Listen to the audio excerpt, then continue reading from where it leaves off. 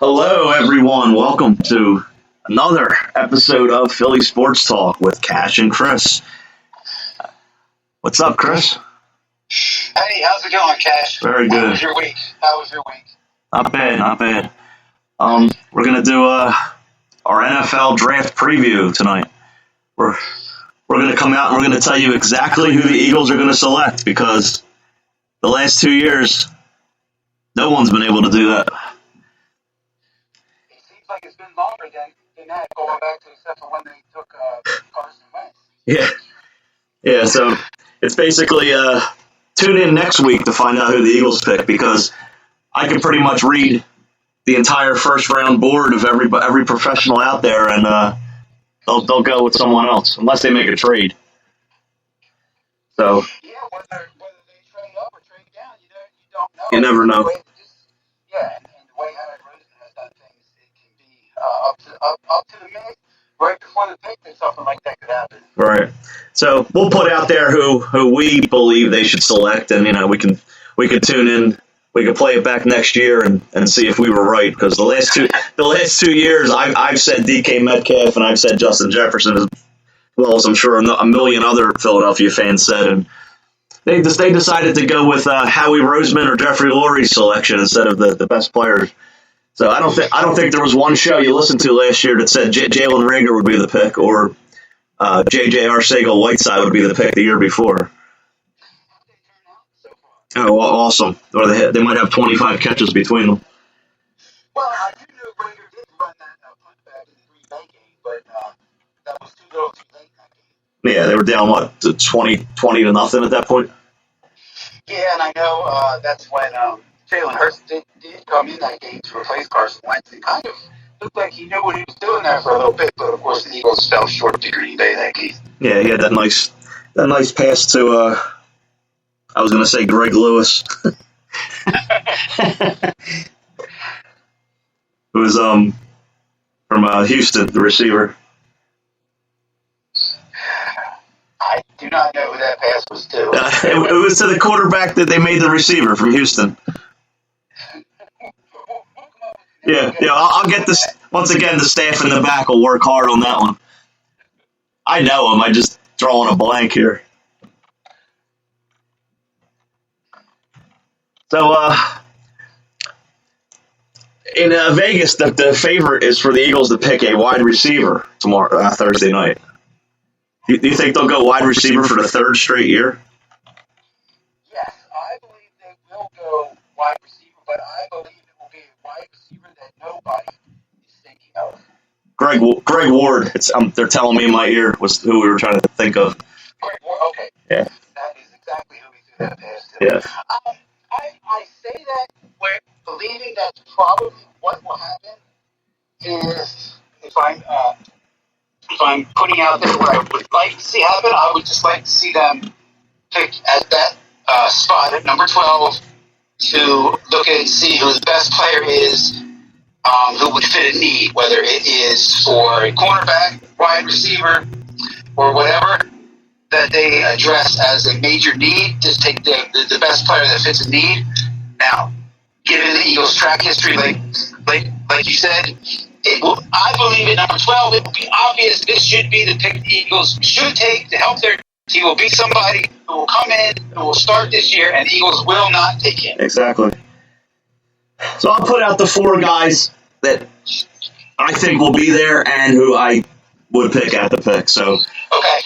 First of all, I don't believe Jamar Chase will be gone. I think Devontae Smith will be gone. So I think the receiver that could possibly be there is Jalen Waddle. He's an undersized receiver. Do we want to pick another small receiver like last year? Give Jalen Hurts two small targets? I don't tell me the guy you're picking has exceptional speed, and then when he gets on the field, he doesn't. Well, it's Jalen Waddle. That's the only wide receiver I would take. So that's the wide receiver. Patrick Surtain, it almost looks like the Cowboys have come out and said they want him and he won't be there, which would leave J.C. Horn, the other cornerback out of South Carolina, there for the Eagles. And that's Joe Horn's son, the former wide receiver for the Saints. So he's got the pedigree. And then you have Micah Parsons from Penn State, who if he lasts, I think you have to take him. He's that hybrid type defensive end linebacker who's plays like a Lawrence Taylor type, and just is always around the ball. And we need somebody like that, the Eagles. So I'm going to go Parsons, Surtain, Waddle, or Horn. If they stay at 12. Yeah, I agree with you. I believe those guys, a few of those guys have the possibility of being there. And I think if Waddle's there, the Eagles should take him. Now, like you said, is he going to be the guy who will make or break the difference as the wide receiving core for this team? I'm not sure, but if he's the best available wide receiver and that's where they want to go, take him. I guess the only question to put up there is, if Justin Fields is available, what do the Eagles do? Well, that's the other thing. Justin Fields. I've seen 2 mock drafts today. I've seen him as high as second. I've seen him at 32nd from Chris Sims. And I've seen him at 15 to the Patriots. So we got the beginning, the middle, and the end of the first round. Exactly. I mean, I like Justin Fields. I've seen him play. He has a little bit of Patrick Mahomes and a little bit of Aaron Rodgers. The guy can throw. He has a hell of an arm. I know he's an Ohio State quarterback. He looks like a winner to me. But okay, you're now Howie Roseman, and it comes to the 12th pick, he's available. Do you look at Jalen Hurts and say, you know what, this guy is going to be better for us going forward, but we're going to pick him? And what that will do is, of course, obviously waste that second-round pick last year. It would. But the Eagles have no problem drafting a quarterback to come in and mess with the head or mess with where the position's going to be of their current quarterback. Look at the Carson Wentz situation. So, well, who knows? Who knows, Chris? If the night comes and they figure we're going to draft Justin Fields, they'll probably trade Jalen Hurts on draft night. True. But, there you go. Taryn just asked on the chat board what happens to Hurts. You probably move him. Maybe the Patriots. Maybe the Houston Texans. Maybe they could throw you a 3rd or 4th round pick for him. I know we wasted a second on him, but at least we could salvage something for him. Yeah, I guess since Doug's not there anymore, he won't say, well, let's just keep him around for a few gadget plays every week or so. Yeah, exactly. And you don't have to pick a wide receiver in the first round. There's been a lot of great. Tyreek Hill wasn't a first round pick. I mean, you got Caleb Farley from Texas, who's coming off an injury, who was first round talent. He'll be there in the second round. I mean, there's going to be a lot of guys there in the second round that you can take. It doesn't have to be a first round pick all the time. No, and that's a very good point. The only problem is, if you look at the Eagles' history of picking second round wide receivers recently, that hasn't turned out too well. Oh, either has their first round. No, that's true. But if you look at the way this team is currently constructed, the strength of this team, just looking at it right now on paper going into next season, has got to be that offensive line. If they're going to have that strong offensive line that we think they possibly can have, okay, if they do have Jalen Hurts back there, it does make sense to have weapons for him to throw to. And the problem was, we haven't seen any weapons, especially looking at last season. There's not someone to say, okay, he's going to be a weapon for Jalen Hurts, or he's going to be a weapon for whatever the Eagles quarterback is going forward. And that's why we're looking at the fact that, hey, maybe they're going to try and find one at pick 12, and hopefully it's somebody who can actually be a weapon. Well, if you wanted a weapon, you should have just stayed at 6. You would have had either Jamar Chase or Kyle Pitts. Exactly. But no, they had to move down to 12 because Howie Roseman wants 3 first-rounders next year. Like that's a guarantee. We're going to get 3 great players next season. Well, and the thing about that is, all that's going to be is he's going to use 1 or 2 of those first-round picks that are available next year and just try to put them in some trades to do something that we're going to end up shaking our heads about, too. Yeah, we'll probably put a package together to move up to number 1 to try to get Spencer Rattler, who's a 6-foot-tall quarterback from Oklahoma. It would not be surprising. And the thing, too, is about this season, you got Nick Sirianni coming in. Nobody knows what he's going to be able to do as the coach. And, of course, it's easier to coach players who can play, but every year that a coach has just taken over a new team and he is his first-year head coach, it never seems to be something that works out well. It's going to be a struggle to begin with. So he still seems to have that college attitude, or this rah rah rah, and that doesn't work in the NFL. I think he's probably just a bridge coach to the next coach. Well, what's the deal with rock, paper, scissors in Philadelphia? Yeah, he said that he wanted to see their competitiveness on Zoom. Well, isn't that the Andrew McCutcheon home run thing as well? What, rock, paper, scissors? I don't know. He rounds third base, third base coach. I don't know. He hasn't hit any home runs lately. I think one this year. Yeah, he's looks like he's ready to retire. Well, Jay Bruce saw the writing on the wall. Yeah, about that. That was quick. It was, especially when he was up there with the Yankees, and I thought maybe he would be a bench piece for them. Mm-hmm. And I guess it's one of those things too. You get to a point where it's just obvious what you need to do. Yeah, make a trade, but you don't have anybody to trade. Yeah, I agree with that too. So back. We'll just go over the top 10 real quick. The draft. Jacksonville. That's the only definite. They're taking Trevor Lawrence. No ands, if or buts about it. They've already said it. Number 2 is the Jets. I've heard Zach Wilson. I've heard Justin Fields. I don't see Zach Wilson, a BYU quarterback, going to New York and succeeding. Especially a guy that's only 6'2", he weighs 210. He's too small. He has a great arm, but since when did the Jets throw the ball down the field? So. They really don't. I don't think they've really had the quarterback to do that. And I think they will take Zach Wilson. And like you said, I think they will. And then I think next year they'll be looking to take another quarterback. Yeah. I mean, they moved Sam Darnold. Sam Darnold's probably better than both of these guys.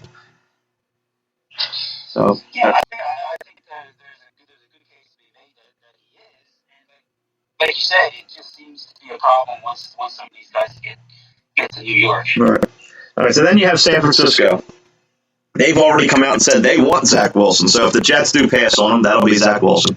Then you have it's Atlanta's number 4. Atlanta, they have an aging Matt Ryan. Do you want a quarterback, or do you want Kyle Pitts, who's probably the best overall player in the draft?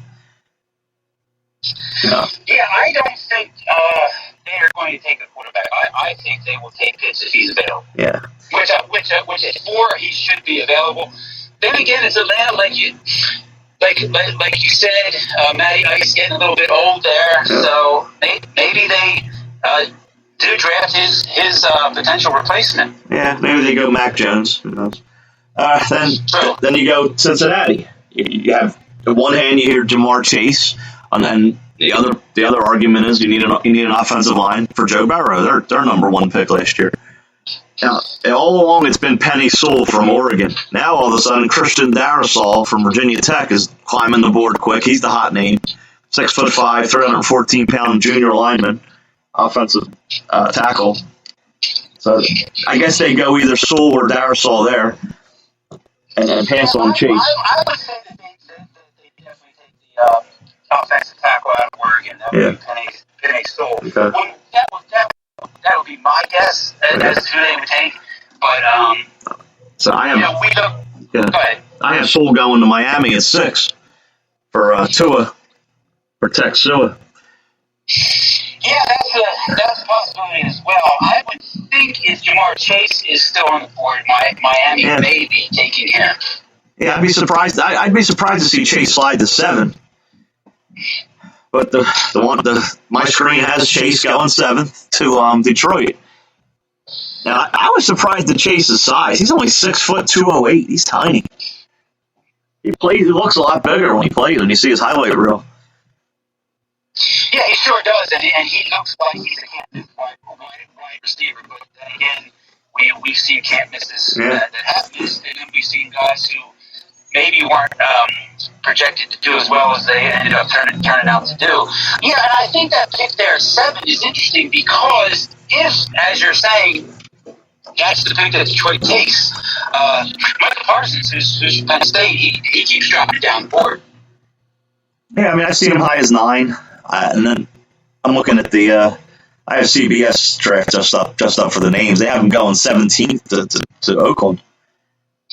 Well, if he's available for the Philadelphia Eagles, that would be an interesting pick if they would take a linebacker at that pick. If a guy who is potentially a top 10 pick would slide to them at 12, do you think they would take a linebacker? Because the Eagles are not. Yeah, I don't think they've taken a linebacker in 30 years. No, that's what I was saying. It just seems like every year we're scratching our head like, well, where's the attention to the linebacker position? They don't pay any attention to the linebacker position. But if there's a can't miss guy there, like you said, it would seem like the obvious pick, but the Eagles would pass. Yeah. He's actually, even if he goes 17th, he's still the first linebacker taken. Right. Yes. All right. So then I go number 8 is Carolina, who doesn't need a quarterback because they got Sam Darnold. Offensive line, Rashawn Slater, maybe out of Northwestern. They might go defense. Caleb Farley from Virginia Tech, cornerback. Would they possibly take Horn, the cornerback? Yeah. I would think Slater would be the pick for the Carolina Panthers. That seems to be what the consensus is. But then again, if there's a top cornerback there, they might decide to take J.C. Horn.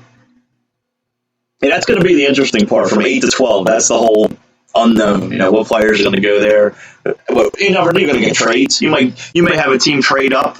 Needs like a New England that needs a quarterback to pick like a Trey Lance or a Mac Jones.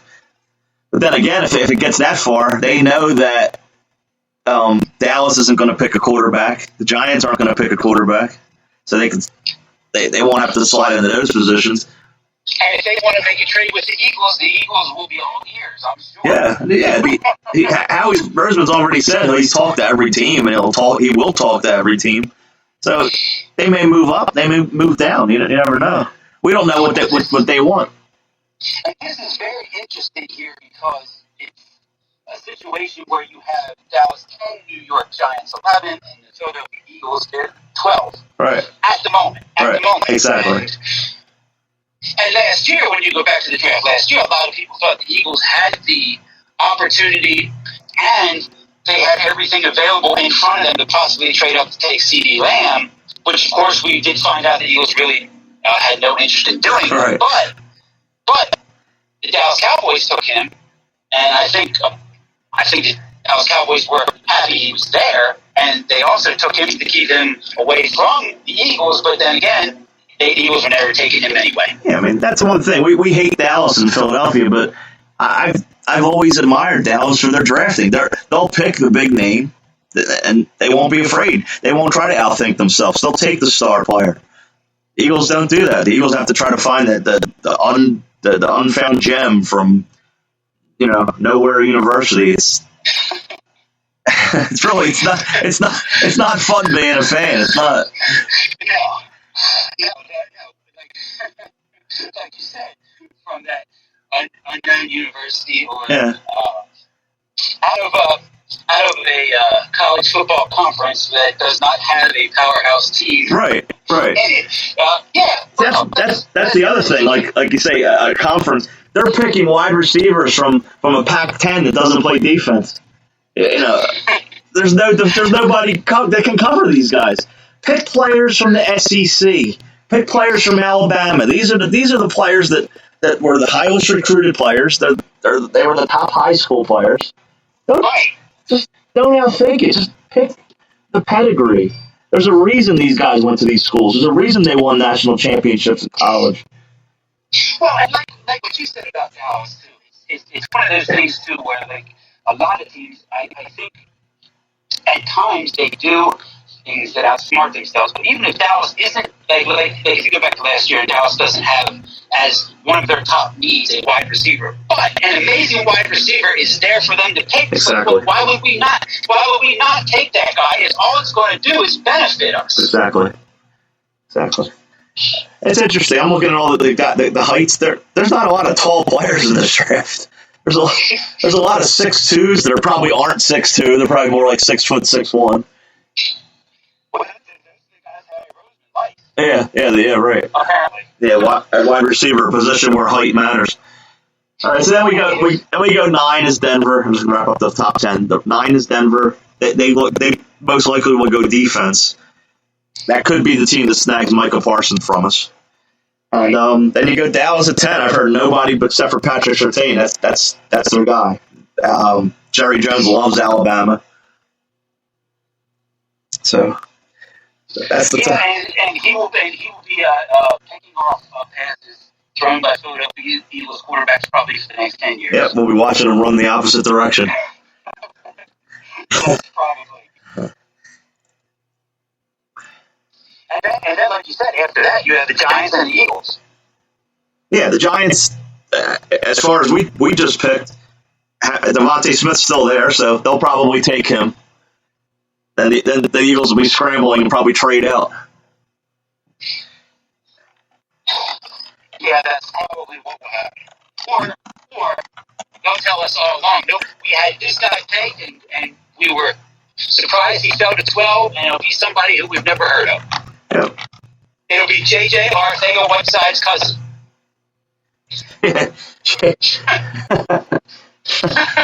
They'll pick C.J. Arcega-Whiteside. Yes, he's going to come in. He'll make J.J. better, and he'll play, I won't be one bit surprised if they stay at 12 and pick a guy we haven't mentioned. So I have a question on the chat board. What's going to happen to Zach Ertz? He's pretty much 99% gone, right? Yes, that's my understanding. Yeah. If ever there was a guy who, if you say Philadelphia sports, and you want to pick a guy who could fit the face of what the city is, it's Zach Ertz. I mean, it's a shame that it's gotten to this point in his career with the situation and some of the things that have come out recently with him and the general manager that's happened over the years. But all that guy did was busted every game, play hurt, and go out there and do what he could. And he was instrumental in bringing this city the only Super Bowl that they had. Yeah, obviously, he's gotten older, and probably it is time for him to move on. And hopefully, he could move on to a team for a year or so that he has left, and be able to be someone who can contribute. Yeah, I won't be surprised to see the Colts take him. I would not be surprised at all if he ended up in Indianapolis. You are correct. Or someplace like New England or someplace like that where they would have a definite role for him and it would fit perfectly for what he's capable of doing now. And especially if the Eagles can grab something in return for him, it wouldn't hurt. But, I mean, even if it's a 5th, 6th round pick, it would be something instead of just releasing him. Correct. And whenever that name comes up, the thing that always pops into my head is that catch in the Super Bowl. They kind of bounce up and then he ends up catching it. Dove across the line. That one. Yeah. He's definitely the Eagles' Chase Utley. Without a doubt. All right, so speaking of Chase Utley, let's move on to the Phillies. Do we have to? Well, no, I'm just kidding. We are Philly sports talk. I mean, we could do. No, I know you're kidding. We're gonna move on to the Dodgers. No.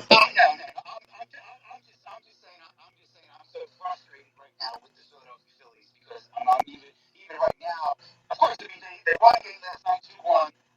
Zach Wheeler pitched the best game he's probably pitched in a Phillies uniform. And of course, tonight the Phillies come out and they're down 3-1 on an awful defensive play by Brad Miller in left field. Who shouldn't be playing left field? He played second base one night, left field the next. This guy's not an all-purpose fielder. He's a pinch hitter. They're trying to throw this guy into the lineup. He doesn't belong in the lineup. How are you a Major League Baseball team? The first month into the season and 2/3 of your outfield is not MLB talent. No, it wasn't to start the season either.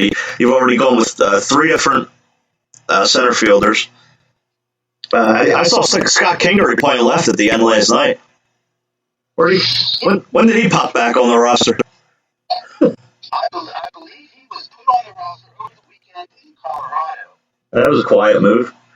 Well, I think what happened, I think he joined the team in Colorado because there was a couple guys who they either had optioned or were still out on the protocol for the COVID. So there was a spot available. Well, they're all back now. Alvarado's back, and Matt Moore's been put back on the roster. To the non-excitement of me. Mike on the chat board says, that's how I feel about the Orioles most nights. Yeah, so we have company down in Baltimore. But you know what? It seems like most of baseball is hovering around 500 right now. Every team I see is 10 and 12, 9 and 9. Only the Dodgers, it seems like, and the Padres, they're the teams playing great, but really nobody stands out. The whole Phillies division's right around the 500 mark. Yeah, and even when you look at the situation, I didn't realize this, but I checked it out last night. I had caught the end of the Dodgers-Reds game, and the Reds ended up winning that game in extra innings, and the Reds had gone on a winning streak where they had won, I believe it was 7 in a row, yeah. and they're in last place. Yeah. They're in last place. I was just going to say, you know what the Reds' record is? They're 10 and 12. And the Phillies are playing St. Louis 4 games now, and St. Louis is 500 as well. Yeah, they're both 11 and 11. I misspoke. I said San Diego. I should have said San Francisco, led by our buddy Gabe Kapler, 15 and 8. Best record in the majors. Yeah, and probably 4 out of those 8 losses were because of who the manager actually is out there. Yeah. But no, they are playing very well. And what is an interesting thing, we don't know if that can hold up for the whole season, but compare the payroll between the Giants and the Phillies. And, yeah. Also, the Oakland A's, they won 13 in a row after starting 0-6. Yeah, and they had that snapped in Baltimore on Sunday. I think they came back and beat Tampa Bay last night, I believe. They did. They're 9-1 in their last 10. Oakland A's, interesting though. They're 15 and 8. They've been outscored by 1 run, 104 to 103. And do you know who the closer is for the Oakland A's? Ex-Philly. Give me a clue. Diekman. Jake Diekman? Yes. The sidearm throwing Jake Diekman, huh? Correct. Wow. Yeah, another guy who just could not get people out in Philadelphia. It seems like they always leave here and they find themselves. It's amazing how that happens. It is. And there's too many guys, like I said, with the frustration now, there's too many guys in the Phillies bullpen still who are just guys who, for whatever reason, cannot seem to get people out, and especially on a regular basis, especially when you look at Hale.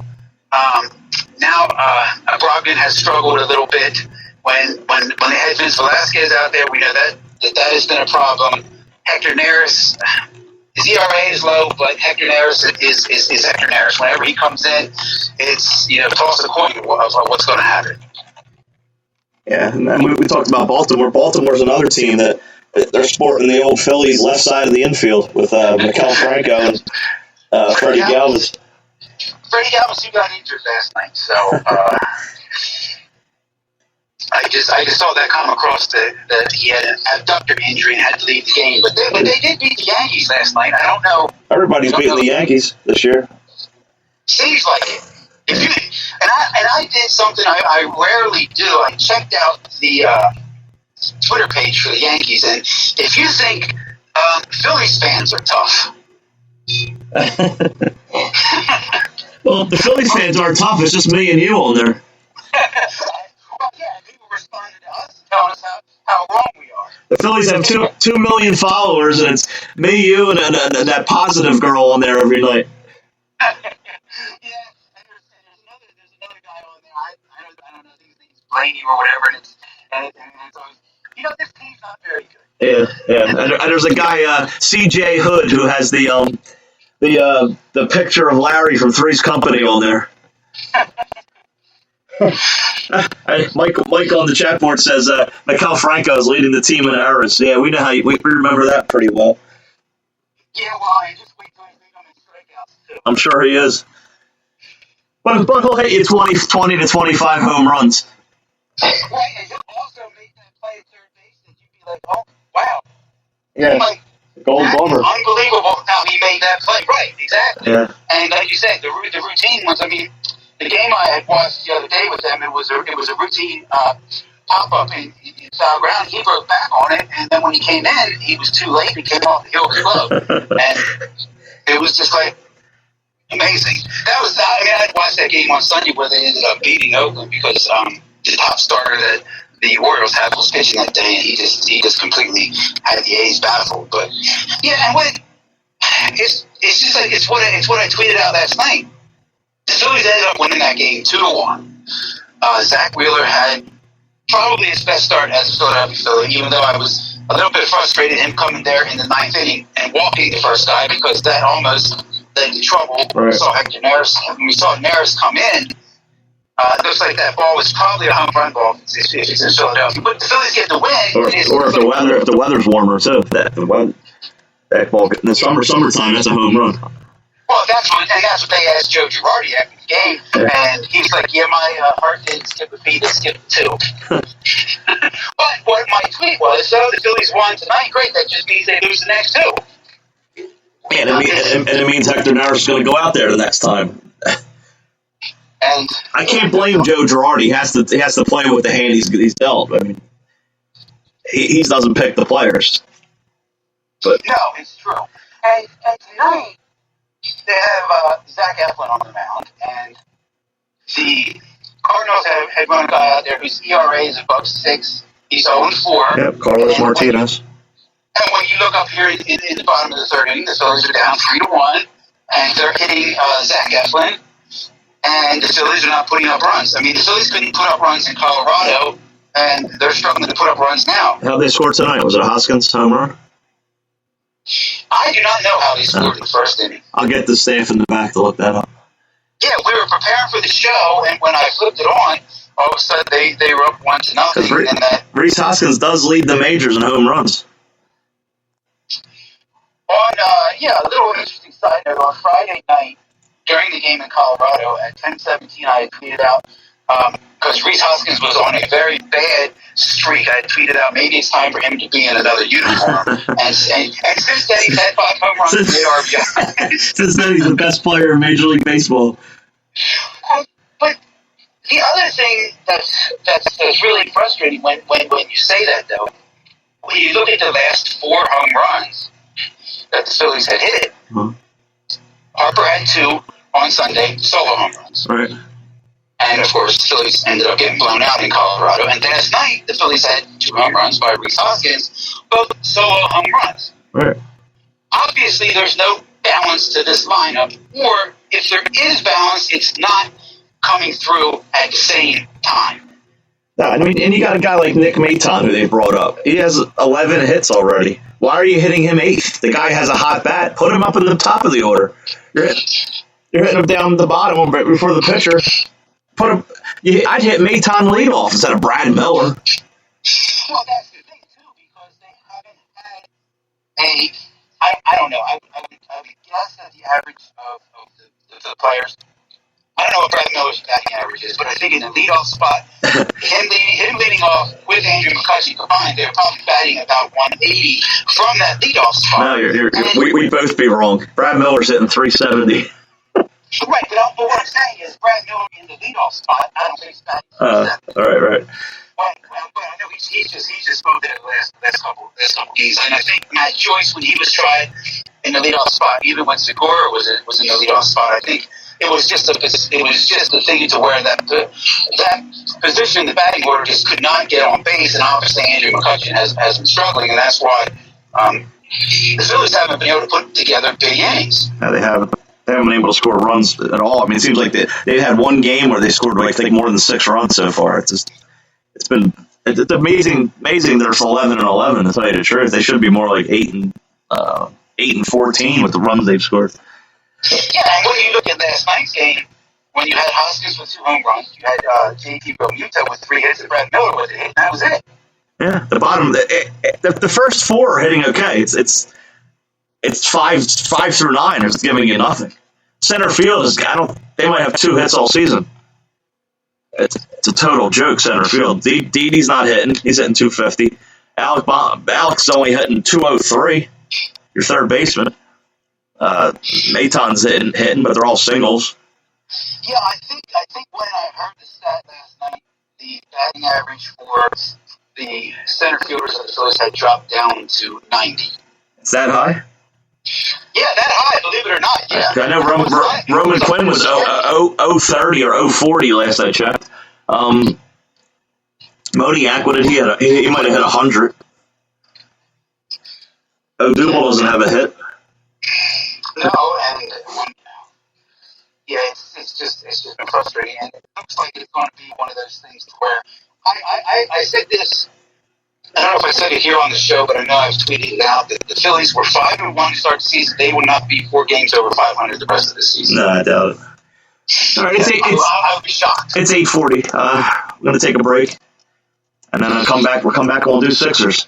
All right, you're listening. Yes, and everyone, you're listening to Philly Sports Talk with Cash and Chris right here on IE Sports Radio, your direct feed for all its sports. Take a break, and we'll be back.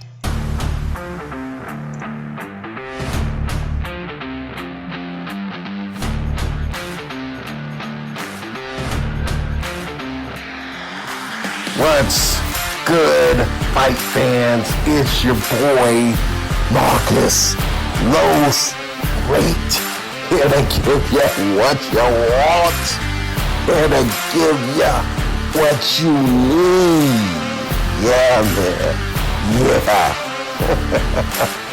I'm coming to you live, straight from your mama's basement with a crispy, awesome white tea. We are coming to you live every Tuesday at 10 p.m. Eastern Standard Time. Powered by IE Sports Radio, your direct feed for all that is sports.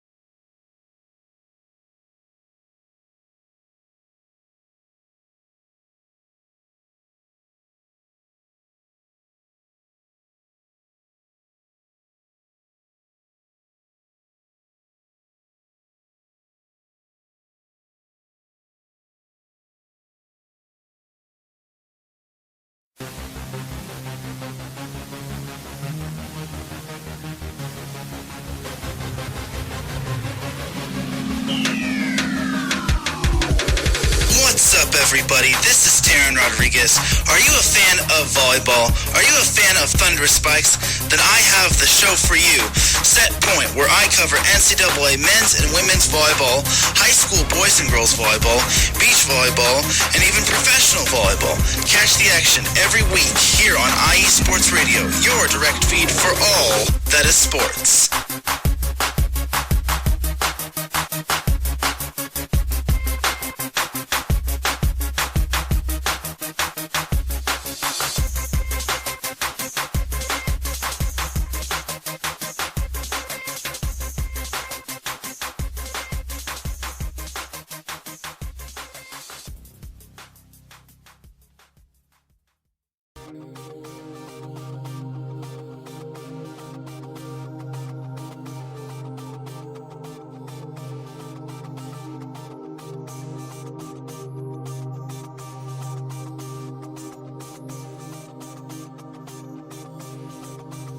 Welcome in to the Neutral Zone. I'm your host, Robert Kavanaugh, and you're listening to IE Sports Radio. If you like big, nasty hits, if you like slap shots straight to the neck, if you like it when the gloves hit the ice and the big boys get down, then this is your show. On IE Sports Radio, this is the Neutral Zone.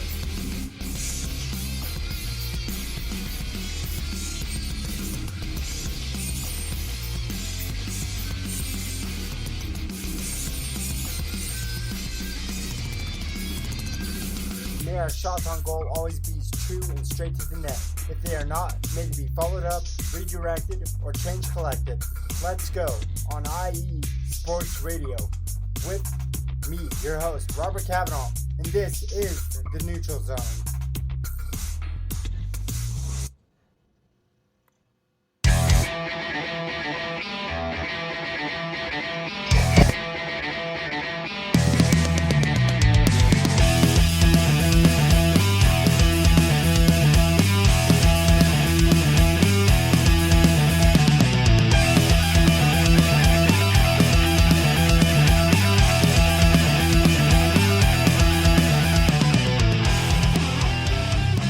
Welcome back, everybody, to Philly Sports Talk. Our final segment, we're going to talk Sixers basketball.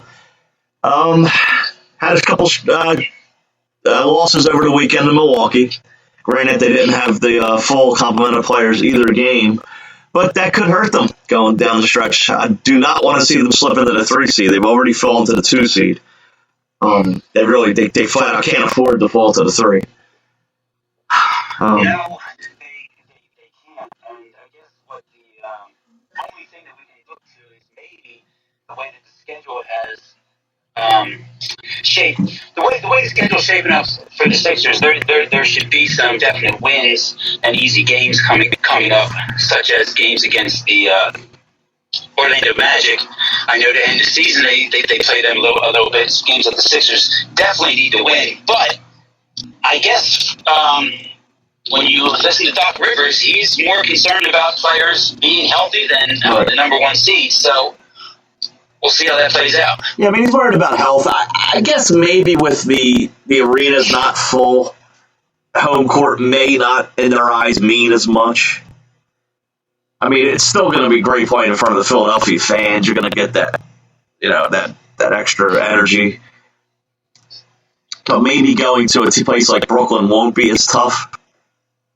Who knows? I mean, Brooklyn's playing tonight. I want to see if they're gonna play Irving and Durant together, and also how close Harden is to coming back.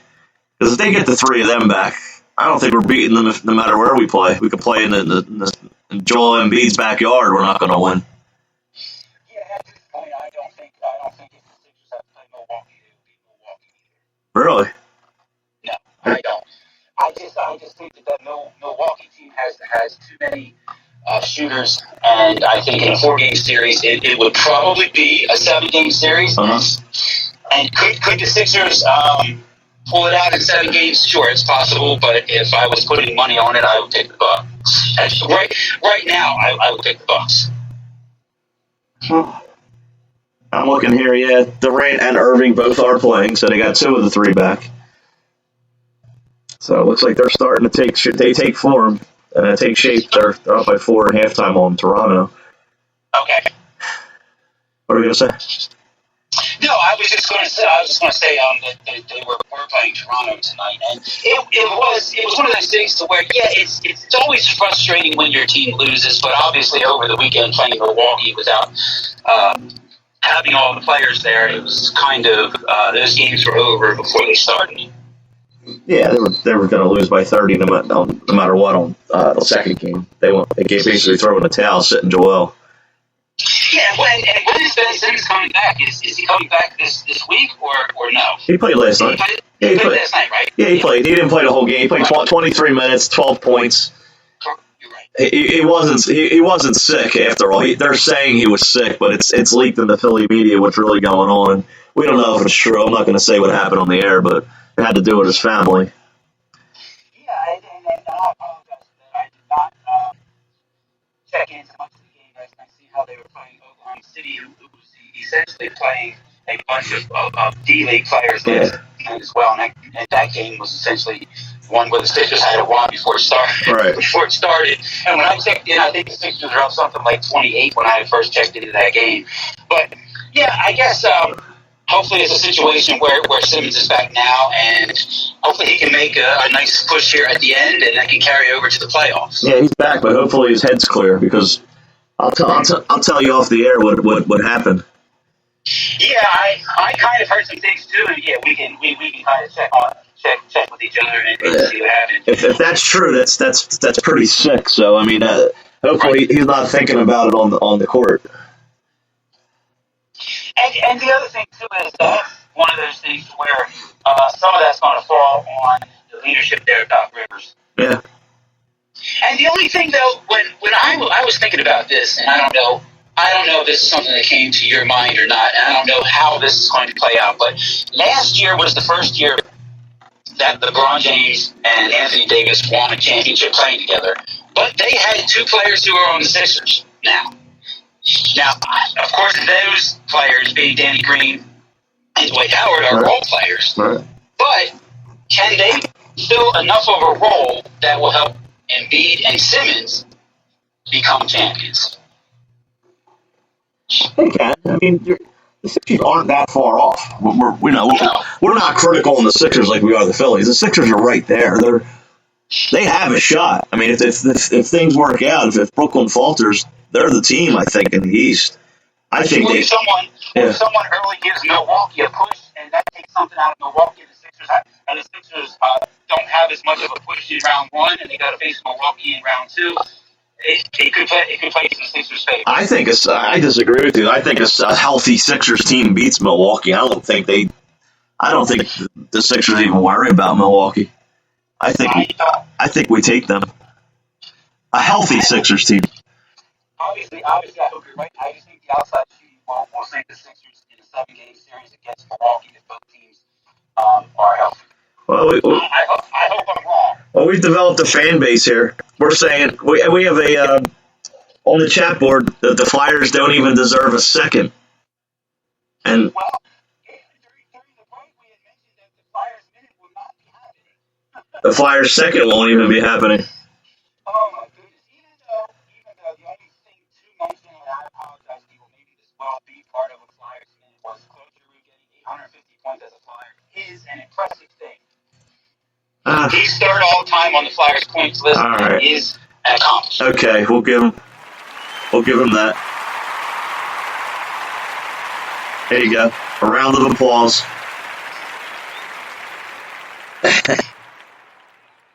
All right, it's 8:52.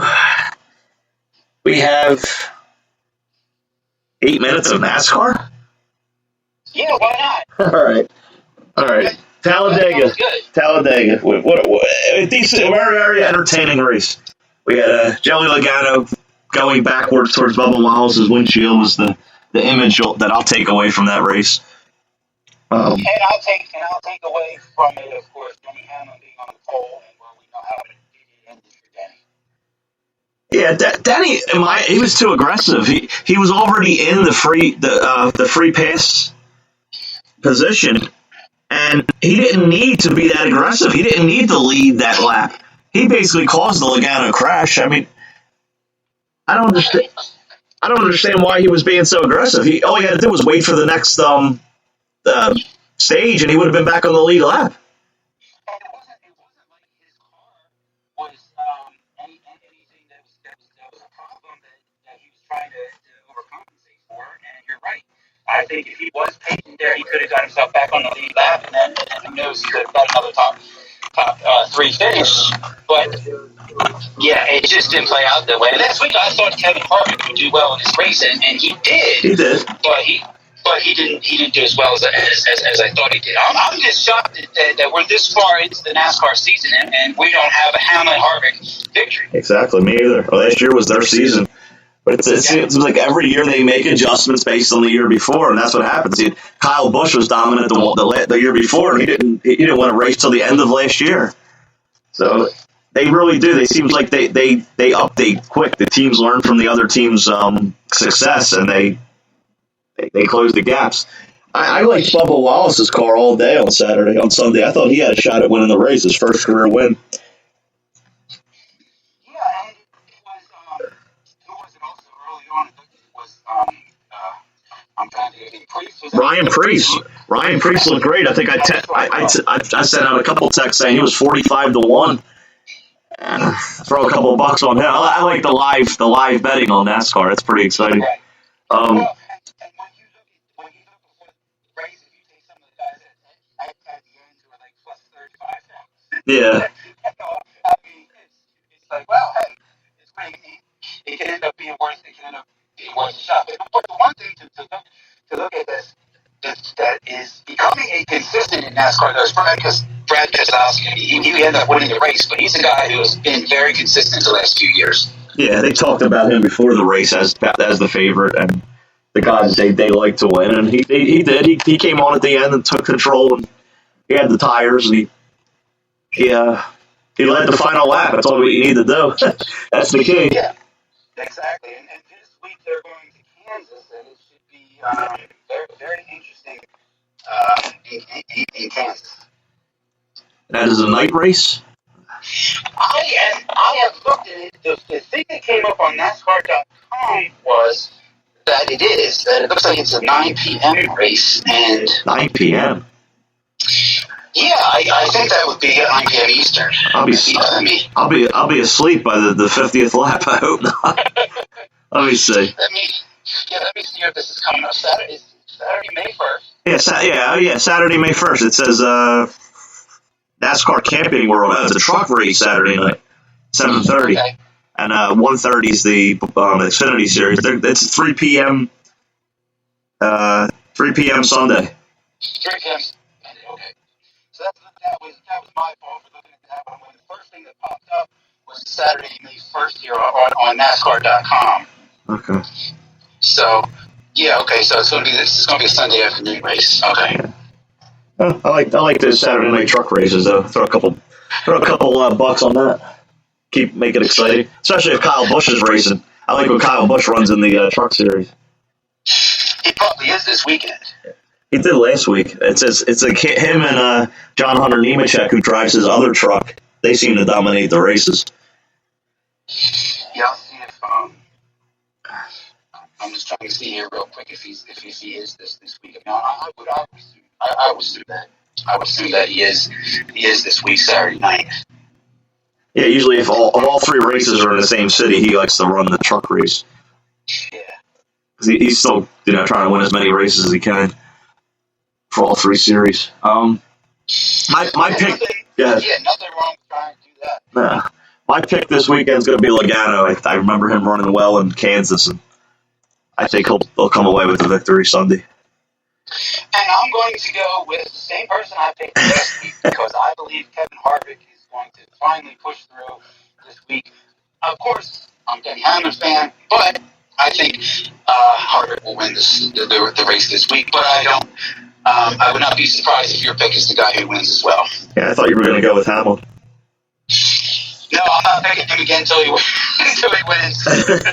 I mean, he even had a pole this weekend, and it didn't work out. And for those of you who are out there following along right now and updating the Phillies game, it is 3-2. Yeah. The Phillies did manage to get back within one run, but hopefully Zach Eflin can keep pitching well. He's pitched well the last 2 innings, so hopefully he can keep doing that. Where else, folks, can you get all this great Philadelphia sports talk and live updates on the Phillies? We're a one-stop shop for Philly sports. Exactly. And if you have a question, our staff will look it up.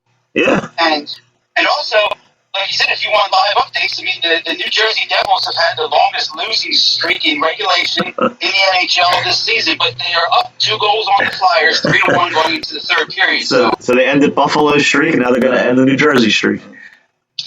Wow, they almost ended the other night, but Giroux with 2 goals with the goalie pulled. I don't see that happening again tonight. But Well, it's 8:59. I want to thank everyone who listened this week, everyone who joined in on the chat board, and tune in next as Taryn Rodriguez recaps the NCAA volleyball tournament and talks all all things volleyball here on IE Sports Radio.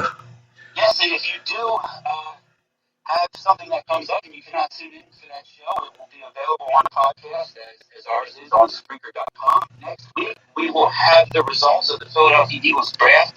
Hopefully, we have some positive things to talk about with the Phillies and the Sixers. And this is Philly Sports Talk with Cassie and Chris, right here on IE Sports Radio, your direct feed for all that is sports. Thanks, everyone, for listening. We will see everyone next week. See you guys.